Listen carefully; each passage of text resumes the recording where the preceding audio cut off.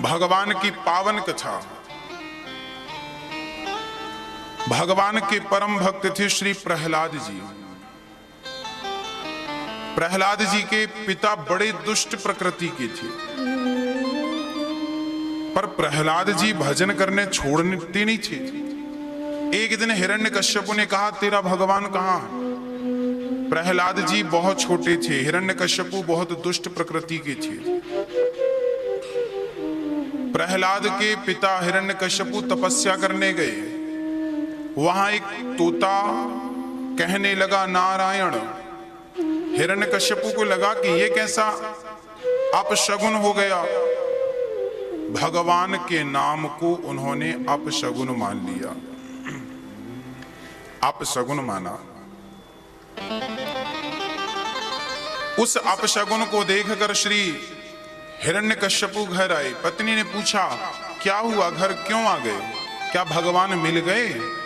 कह दिया ना, भगवान नहीं मिले। भगवान का नाम लेने वाला एक तोता मिल गया। क्या कहा? नारायण नारायण। आज कयाधु ने पहली बार अपने पति के मुख से नारायण का नाम सुना। अब पत्नी बड़ी प्रसन्न भई, चलो इसी बहाने मेरे पति ने भगवान का नाम तो लिया। अच्छा पत्नी जो थी कयाधु, ये बड़ी भक्त थी भगवान की, पर पति दुष्ट थे तो छिप छिप के भक्ति किया करते थे। नारायण नारायण जब पति ने जपा तो पत्नी ने कहा, स्वामी जी क्या कहा तोते ने? नारायण। पानी देती, क्या कहा तोते ने? नारायण। भोजन कराती, बोलती, क्या कहा तोते ने? नारायण। उस दिन उस कयाधु के पति ने 108 बार नारायण का नाम जपा। 108 बार। और उसी रात कयाधु गर्भवती हो गई। जब भगवान का चिंतन करते करते आपने दिन में भगवान को याद किया है, आपने 2 घंटे पहले प्याज खाई थी, तो 2 घंटे बाद तक प्याज की डकार आती है कि नहीं? प्याज का प्रभाव शरीर में रहता है कि नहीं? लहसुन खाओ तो लहसुन का प्रभाव रहता है 4 घंटे तक। यदि लहसुन और प्याज का प्रभाव सुबह खाओ दोपहर तक डकार उसी की आती है, तो दिन भर भगवान का चिंतन करते करते ही यदि स्त्री पुरुष गर्भाधान की ओर बढ़ जाएं, तो भगवान का चिंतन जो दिन में किया था उसका प्रभाव गर्भाधान में उस गर्भ के बच्चे में दिखेगा, और वो बच्चा उसी संस्कार का होगा जिस संस्कार को आपने दिन में बनाया था। मैंने नाम जपा भगवान का, भगवान का चिंतन किया, भगवान का चिंतन किया, भगवान का नाम लिया, तो ये व्यर्थ जाने वाला नहीं। इसका प्रभाव आपकी संतान पर पड़ेगा।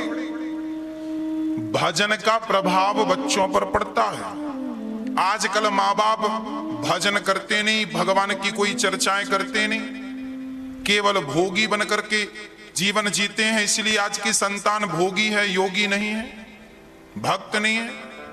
पहले के बच्चे ऐसे नहीं हुआ करते थे जैसे आज के। पहले के बच्चे आज्ञाकारी हुआ करते थे, भगवत प्रेमी हुआ करते थे। हाँ प्रिय भक्तों, गर्भाधान के समय स्त्री पुरुष को सावधान रहना चाहिए। भगवान का चिंतन बना रहे, दिन में चिंतन करो। सुबह हम तो कहते हैं आदत होनी चाहिए ना चिंतन की। सुबह पूजा हो आपके घर में, पाठ हो आपके घर में, आरती हो आपके घर में, कीर्तन हो आपके घर में, और फिर इस माहौल को रोज जियो। और फिर इस माहौल के साथ ही जीते जीते फिर बच्चे जन्म लेंगे तो कैसे बच्चे होंगे? इसी माहौल के बच्चे होंगे, बुद्धि बिगड़ेगी नहीं। कयाधु गर्भवती भई, और कयाधु के गर्भ में जो बालक था ये पूरी दुनिया का कल्याण करने वाला बालक था। इंद्र तो ले गए कि अब तेरे बच्चे को मार डालेंगे, पर नारद जी ने कहा इसके गर्भ में कल्याण करने वाला बालक है। नारद जी अपनी कुटिया पे ले गए और बढ़िया कथा सुनाए। माँ तो भूल गई, पर गर्भ में जो बालक था उसने सारी कथा सुनी। संस्कार जन्म देने के बाद से स्टार्ट नहीं होते। आप जिस दिन गर्भवती होती हैं स्त्रियां, उसी दिन से संस्कार स्टार्ट हो जाते हैं। अभिमन्यु इसके उदाहरण है। अभिमन्यु चक्रव्यूह में जाना कहां सीखे थे? गर्भ में ही सीखा था इन्होंने, गर्भ में ही सीख गए थे। प्रहलाद ने भगवान की भक्ति गर्भ में सीख ली थी। इतनी कथाएं सुनी, इतनी कथाएं। आहा। हिरण्यकश्यपु ने एक दिन प्रहलाद से कहा, बेटा ये तुम क्या जपते हो? तब प्रहलाद ने कहा, पिता जी मैं 9 बातें बढ़िया सीख कर आया हूं गुरु जी के घर से। क्या सीख कर आए हो? प्रहलाद ने कहा, श्रवणम कीर्तनम विष्णु स्मरणम पाद सेवनम अर्चनम वंदनम दास्यम सख्यमात्मनिवेदनम। पहली भक्ति है श्रवण, कथा सुनना पहली भक्ति। कथा को प्रेम से सुनना दूसरी भक्ति। सेवा करना तीसरी भक्ति है। सेवा, जो आप सेवा करते हैं, ये सेवा तीसरी भक्ति है। इसलिए हमने तो कहा कि सेवा ही है धर्म हमारा, सेवा ही हमारा धर्म। कथा सुनो पहली भक्ति, कीर्तन करो दूसरी भक्ति, सेवा करो तीसरी भक्ति, कथा सुनाओ चौथी भक्ति, मंत्र जाप मम दृढ़ विश्वासा पंचम भजन सुवेद प्रकाश।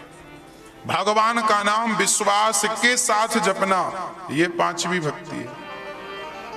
षडदमशील विरत बहुकर्मा निरत निरंतर सज्जन धर्मा।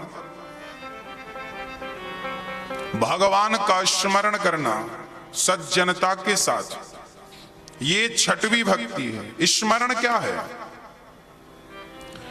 स्मरण भगवान का करो। कैसे करें स्मरण? बोले जैसे एक स्त्री काम करती हुई अपने पति का स्मरण करती है।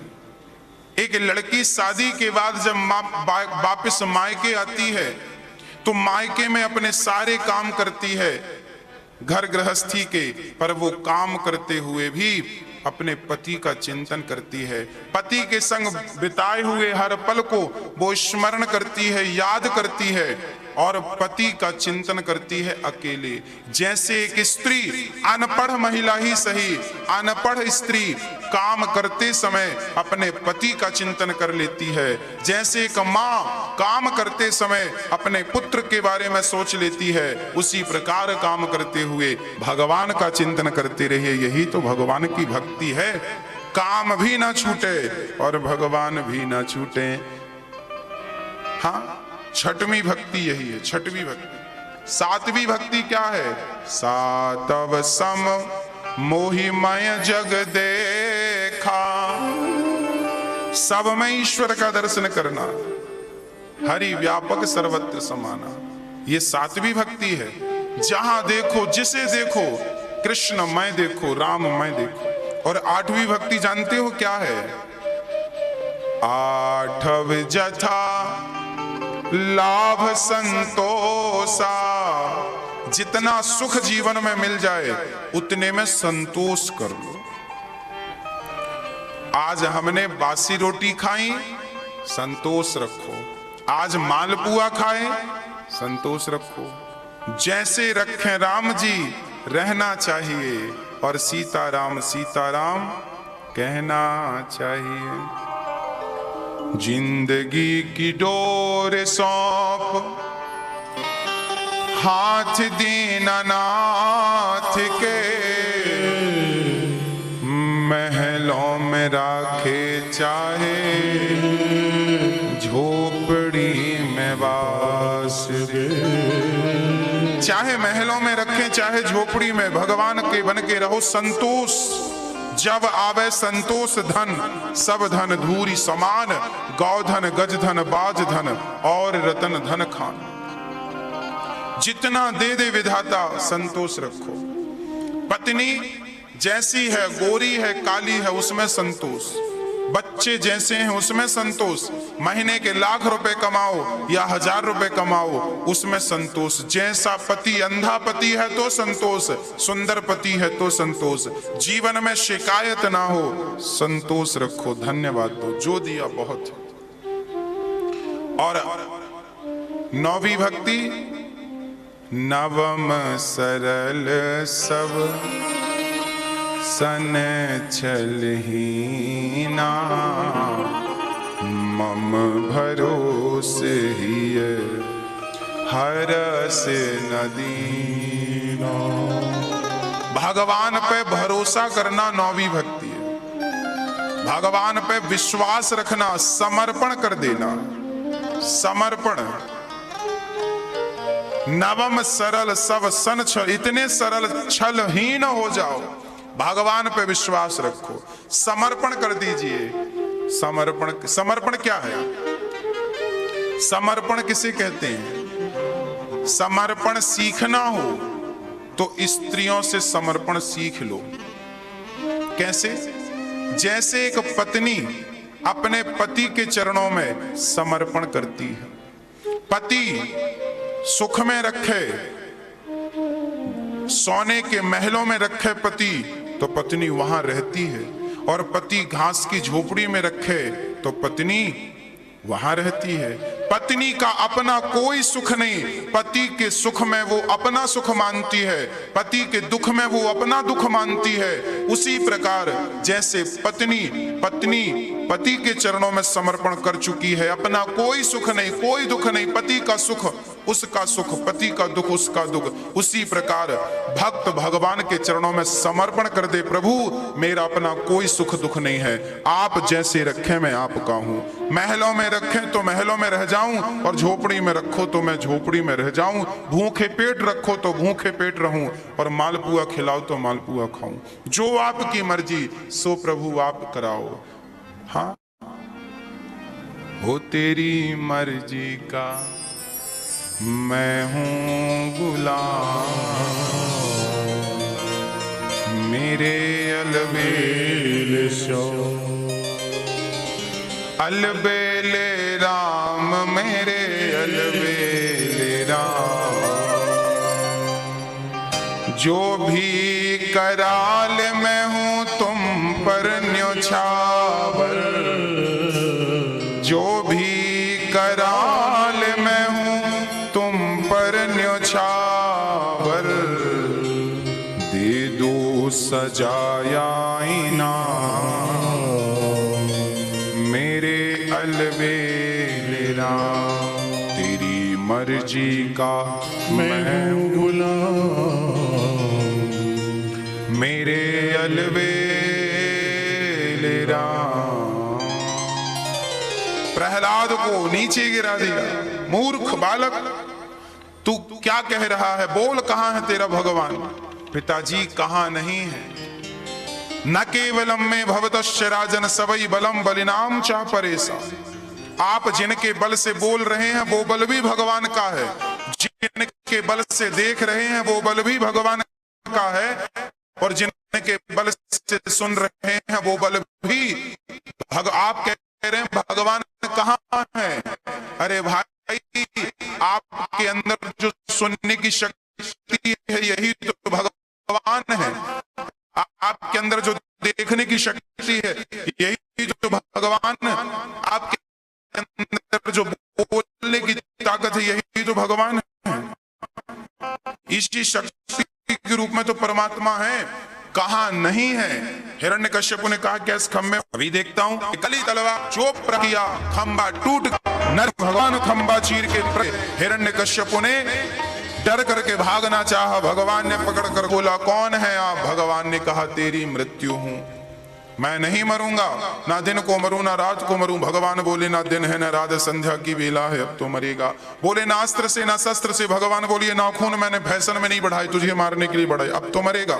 बोले अभी नहीं मरूंगा, तो क्यों नहीं मरेगा। बोले 12 महीने में किसी महीने नहीं मरूं। भगवान बोले मूर्ख, पंचांग देखा कर, ये 13वां महीना चल रहा, पुरुषोत्तम महीना, अब तो मरेगा। बोले अभी नहीं मरूं, क्यों नहीं मरेगा।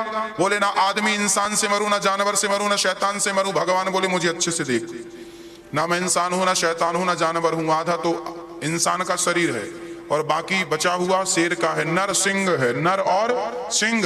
नर सिंह हो। अब तो मरे। ऐसा आदमी कहीं देखा है? ऐसा इंसान कहीं नहीं देखा। अब तो मरेगा। कितने चतुर हैं आप, कितनी भी चतुराई हो आपके भीतर, पर भगवान के सामने किसी की नहीं चलती। हिरण्यकश्यप ने चतुराई से वरदान यही तो मांगा था कि मैं किसी प्रकार अमर हो जाऊं, पर चलन चातुरी मोर, कहां चतुराई चलेगी। वो अखिल ब्रह्मांड नायक जिनने इस खोपड़ी को बनाया है, वो उसकी कितने बुद्धि होगी। क्या है परमात्मा, जिनके रोम रोम में ब्रह्मांड निकाया निर्मित माया, रोम रोम प्रतिवेद कहें, जिनके एक एक रोम में ब्रह्मांड लटक रहे हैं, उस परमात्मा से भला कोई कैसे जीत सकता है। इसलिए भागो मत, मौत आएगी। जो लोग भागते हैं ना, मरे ना मरे ना मरे ना, हम मरे ना, क्यों नहीं मरोगे भाई, मरना पड़ेगा। हिरण्यकश्यप भागता था, दबोच लिया भगवान ने, जैसे बिल्ली चूहे को दबोचती है। और जो छाती को विदीर्ण किया भगवान ने, हाथों को निकाल कर भगवान ने गले की माला बना के पहन ली। हिरण्यकश्यप को गोविंदाय नमो नमः।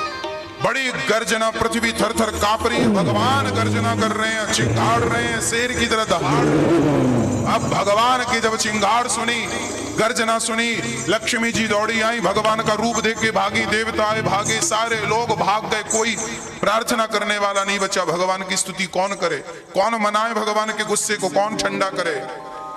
तब प्रहलाद जी भगवान के सामने हाथ जोड़कर खड़े हो गए।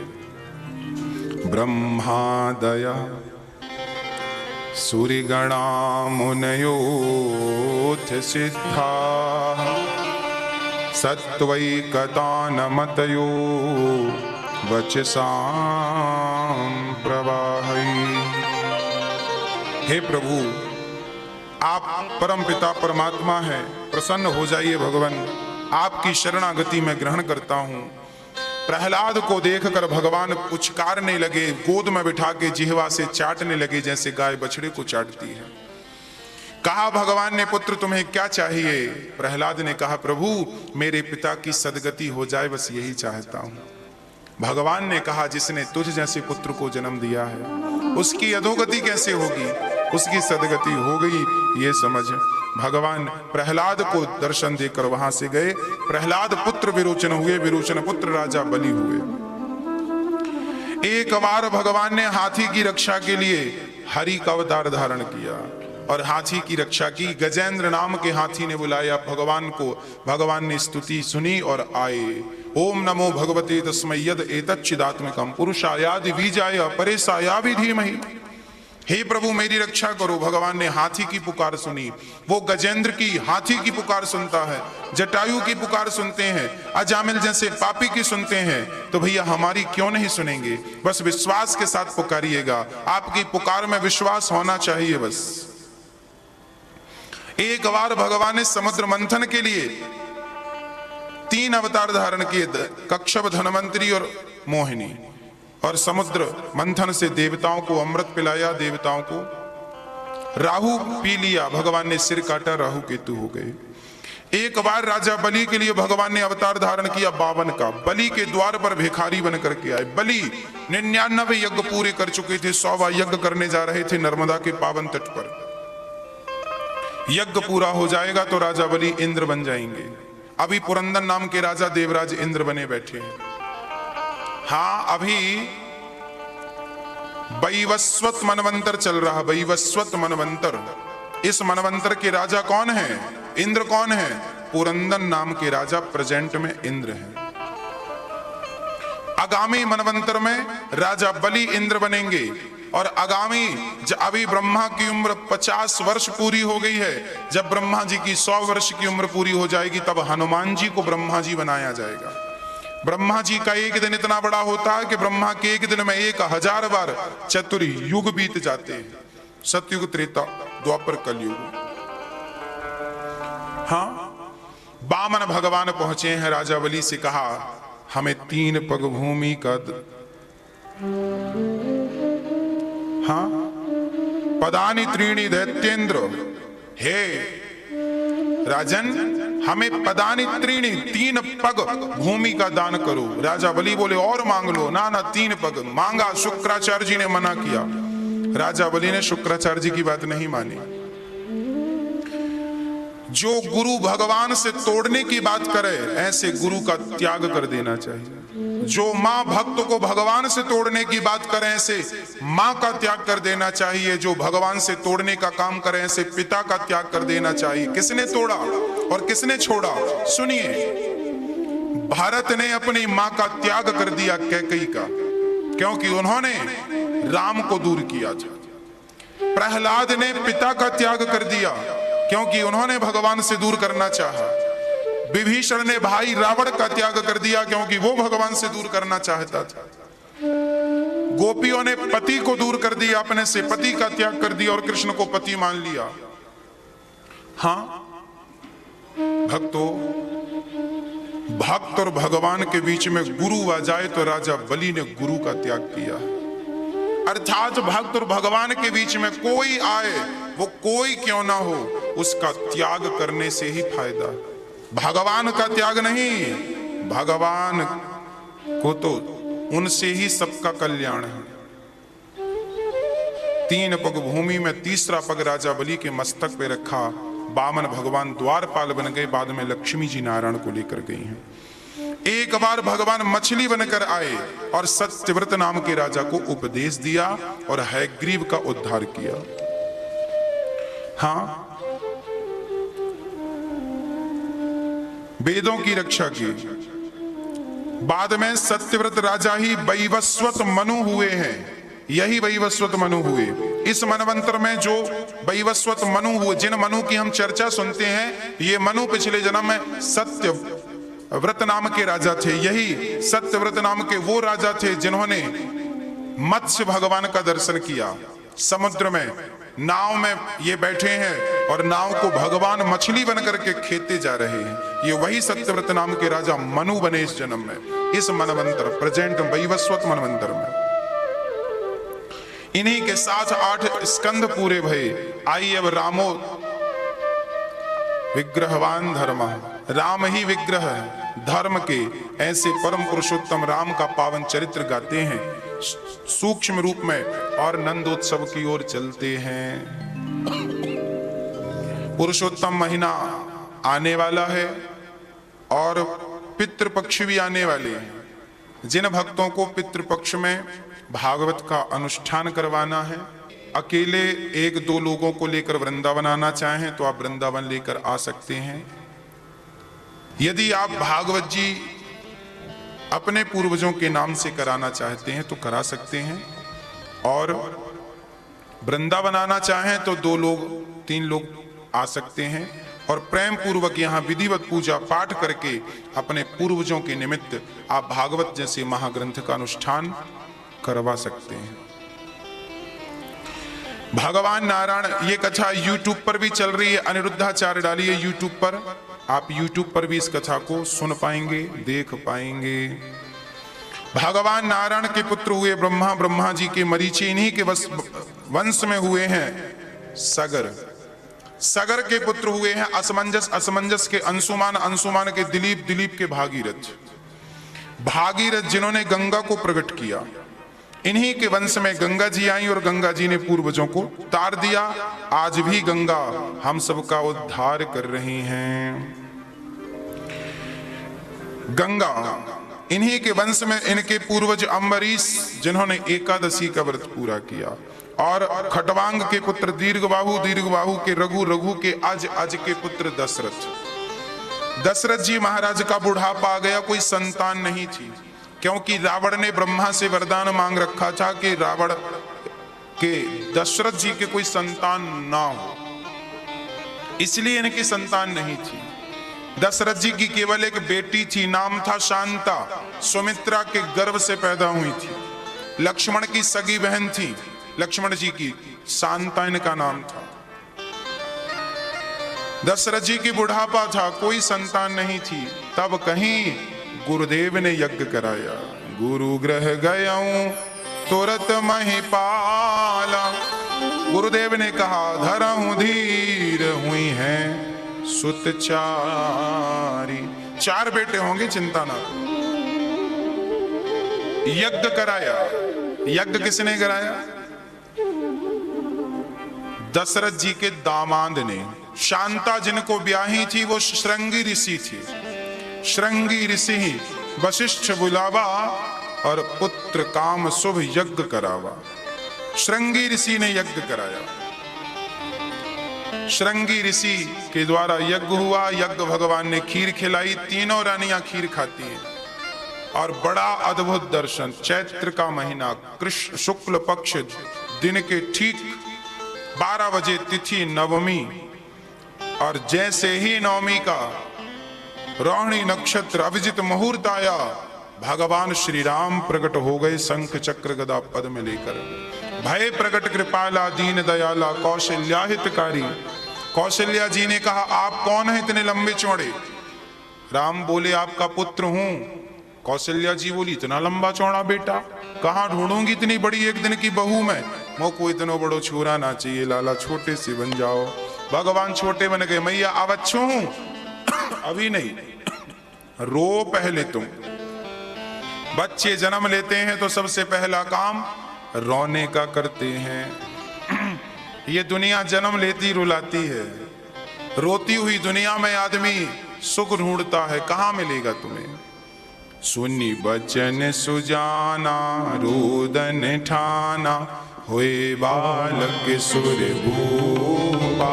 यह चरित गावे हरिपद पावन, तेरा पर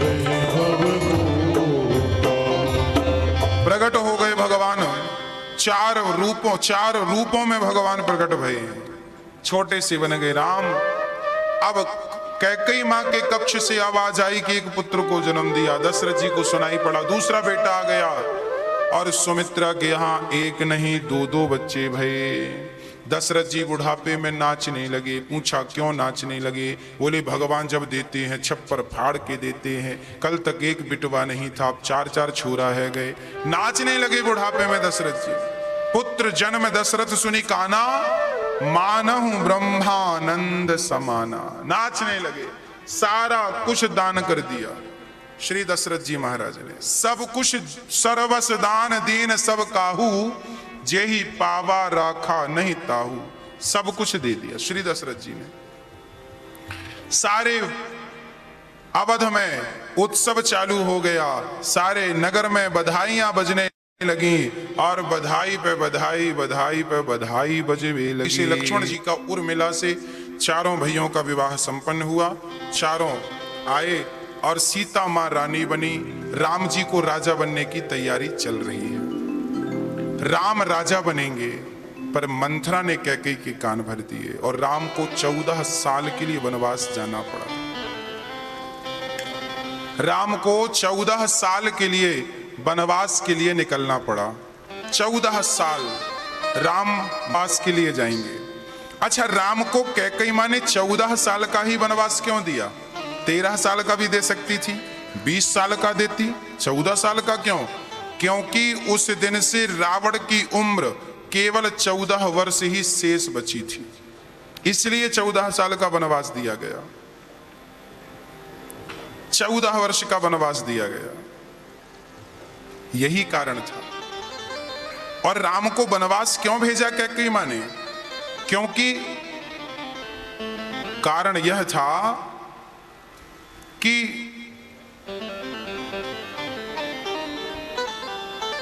अयोध्या का असली राज मुकुट बाली के पास था।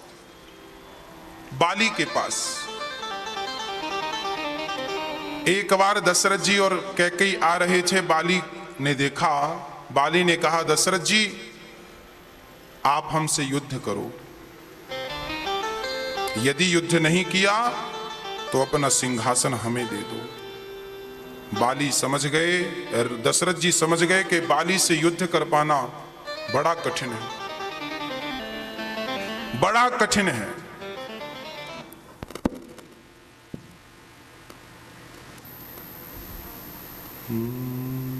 राधे, बाली से युद्ध करना बड़ा कठिन है। तब दशरथ जी ने अपनी पत्नी साथ में थी, मुकुट उतार कर रख दिया।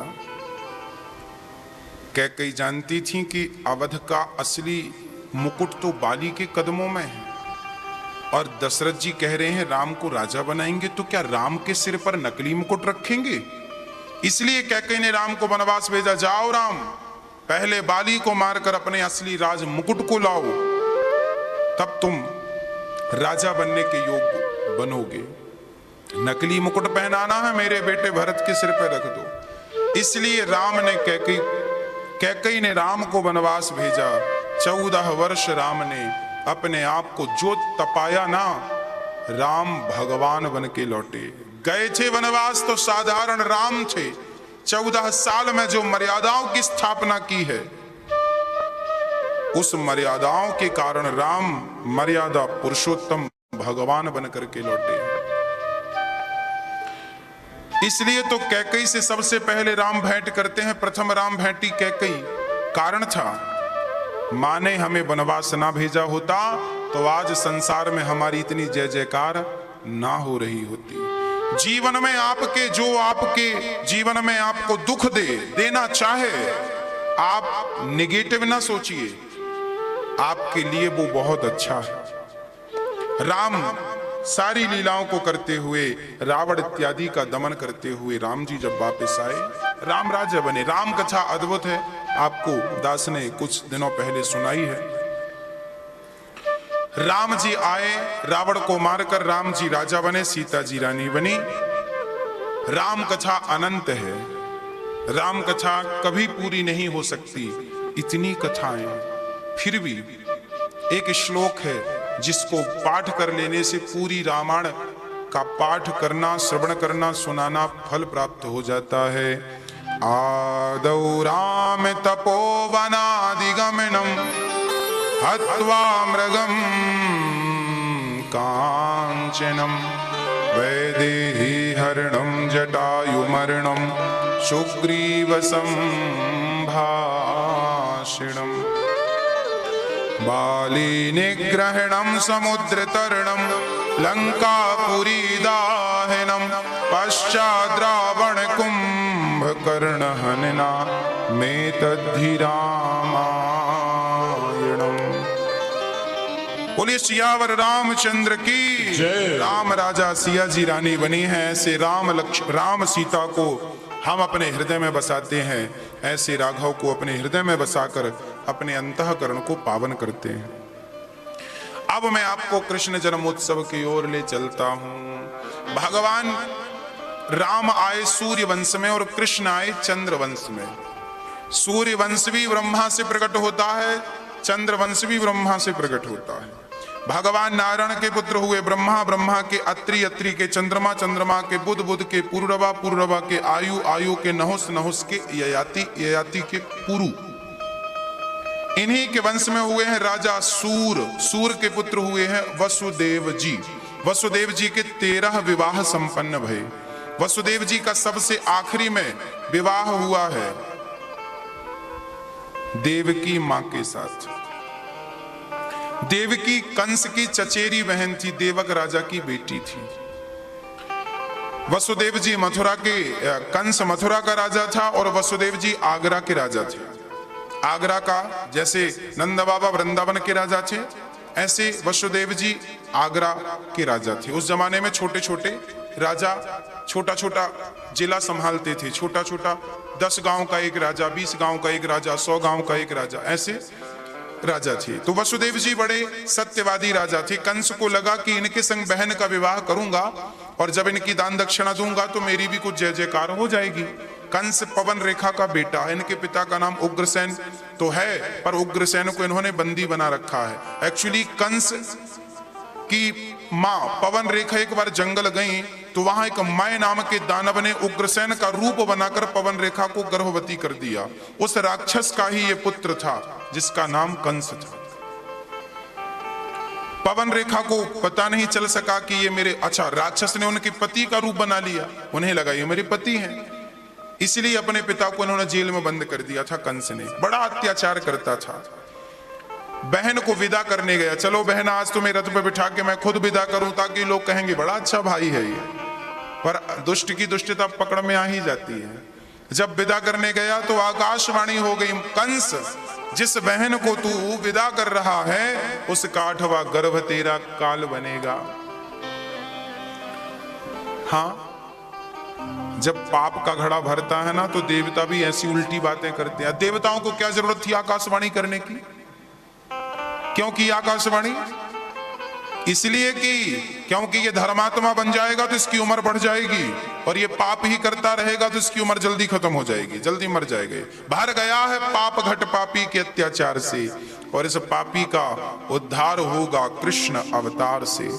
तो देवकी मां को तलवार लेकर दौड़ पड़ा, मार डालूंगा, ना बांस रहेगा ना बांसुरी। वसुदेव जी ने रोका, बहन को मारोगे पाप लगेगा, नरक जाओगे, कैसे भाई हो तुम? हाँ चलो। वसुदेव जी ने कहा तुम्हें पुत्रों से खतरा, मैं ला कर दूंगा। अच्छा, कंस को पता था ये कभी झूठ नहीं बोलते,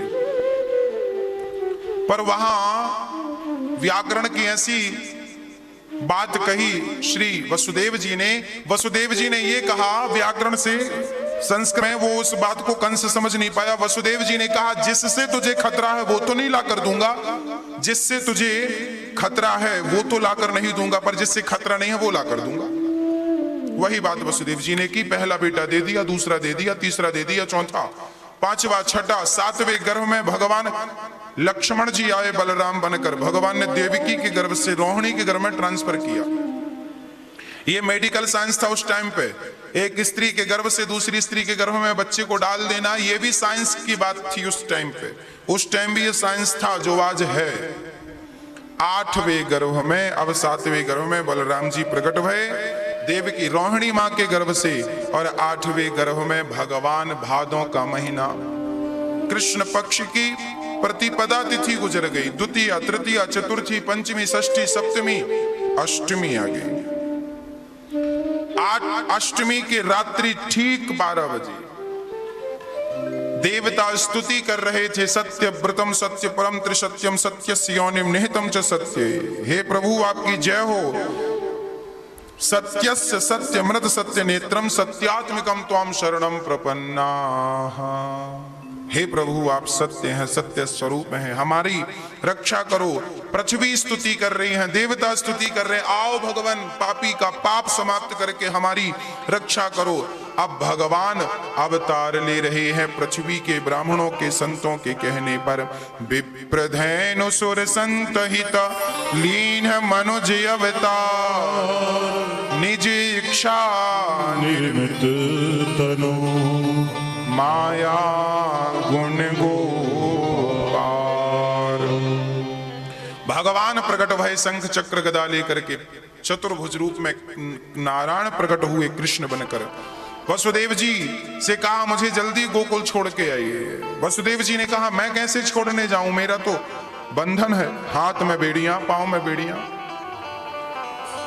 मुझे तो लो, बंधन तो मुक्त हो जाएगा। जैसी वसुदेव जी कृष्ण को लेकर चले, पांव की बेड़ियां अपने आप खुल गईं, हाथ की हथकड़ियां अपने आप खुल गईं, और अपने आप बंधन से मुक्त होकर के चल पड़े। रिमझिम बारिश हुई। शेष